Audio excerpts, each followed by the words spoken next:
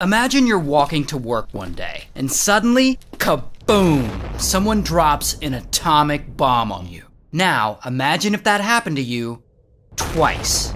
So this guy's name is Tsutomu. He's 29, he lives in Japan, he's a naval engineer, he designs oil tanker ships. He's a really smart guy. And Tsutomu's been working out of town for about 3 months, because he's been designing this new oil tanker. And it's his last day working away from home, and he is ready to leave that city. He just wants to get home so he can be with his wife and son. So anyway, he's walking to work on this final day, and he's already daydreaming about the day being over. And just as he's reaching the shipyard, suddenly he hears the sound of an airplane buzzing overhead. Which isn't that uncommon, but this plane sounds different. So he looks up and he sees this is not a commercial plane. It's a military plane flying over the city. And as he's staring at it, something drops out of the bottom of it. And as this object falls to the ground, Tsutomu is watching it, trying to figure out what it is. And that is when suddenly, pow! A crazy bright flash fills the sky, and it blinds him for a moment. And in this split second, Tsutomu, he's disoriented, but he knows this bright flash is an explosion from a bomb. And light travels faster than sound, so he knows what's coming next. And he immediately dives to the ground for cover, and he rolls over into a ditch, covering his face with his hands and plugging his ears, just in time to hear a massive kaboom!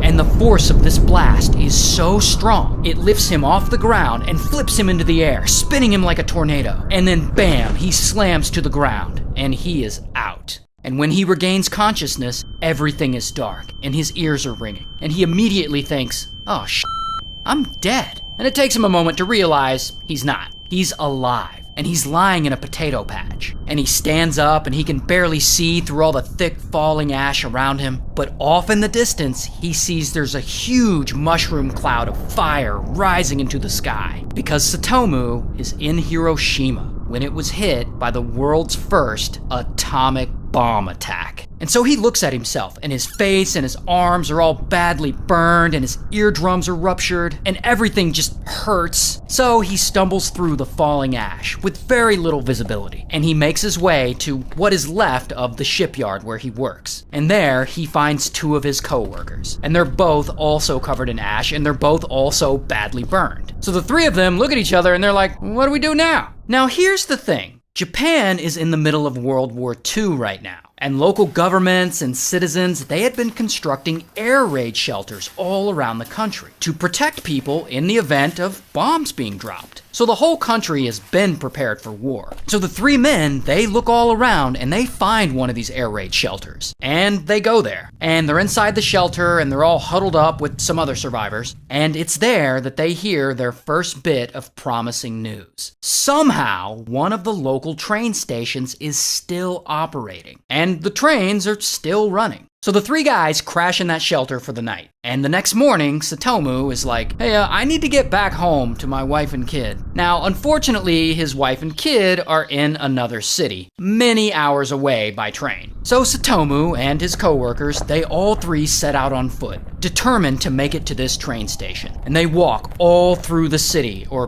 what's left of it, and it is an apocalyptic hellscape. Everything is either covered in ash or just straight up on fire. And most of the buildings are just completely decimated, but the absolute worst part is that the streets are littered with charred and melted corpses. So eventually, the three men, they get to a bridge, and they need to cross this bridge to get to the train station. But of course, this bridge is no longer standing. I mean, at this point, it's just a pile of wreckage. But Tsutomu and the other two, they can't stop now. I mean, they've already gone this far. So they decide they have to wade into the river and swim across. But this river is filled with a layer of floating dead people. So they swim through it, and then finally they reach the train station. And Tsutomu, he gets on a train to go back home. And this train is packed with other people badly burned who had also survived the bomb. And this is an overnight trip, so the next morning, the train arrives at his stop. And Tsutomu, he gets off and he goes straight to the hospital. And the blackened burns on his face and his hands are so severe that his doctor doesn't even recognize him. But he gets treatment, they bandage him all up, and he heads home to see his wife and son. And when he gets home, he's all burnt up and bandaged up, and his family doesn't recognize him either. Regardless, he's with his family, and he's alive, and he's safe.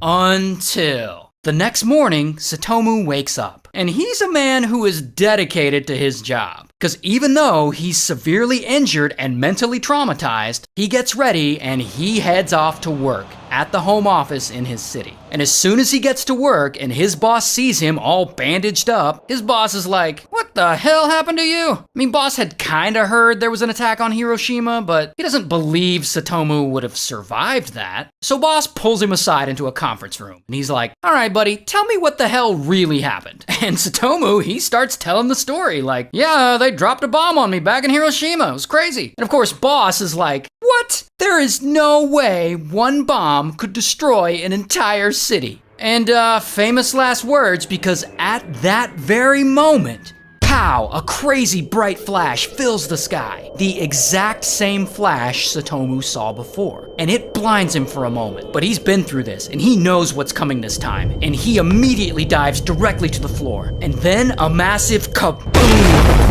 And all the windows in the office shatter, and there's debris and glass everywhere. And everything in the office is destroyed and blown over. And when Tsutomu comes to, all of his bandages have been blown off. And everything around him is complete chaos. A second atomic bomb had just been dropped. And people are panicking and screaming, and the whole city had just been destroyed. And even the building he's in is now mostly a skeleton. And so Tsutomu, he checks himself. And strangely, he's not any more injured than he already was. And he's relieved, because he just survived 2 atomic bomb blasts. One in Hiroshima and another one 3 days later in Nagasaki. What are the f***ing odds? But then he remembers his wife and son back home. Like, oh shit, did the bomb get them? Are they hurt? So Tsutomu, he runs out of the building, or what's left of it, and he runs as fast as he can through the falling ash, and he's dodging fires left and right, trying to get home. And soon enough, he arrives there at his house. But unfortunately, his home is no longer home, because the whole thing has been reduced to just a pile of rubble. And he is devastated. How could this be? What the hell happened to his wife and kid? All right, so here's what happened.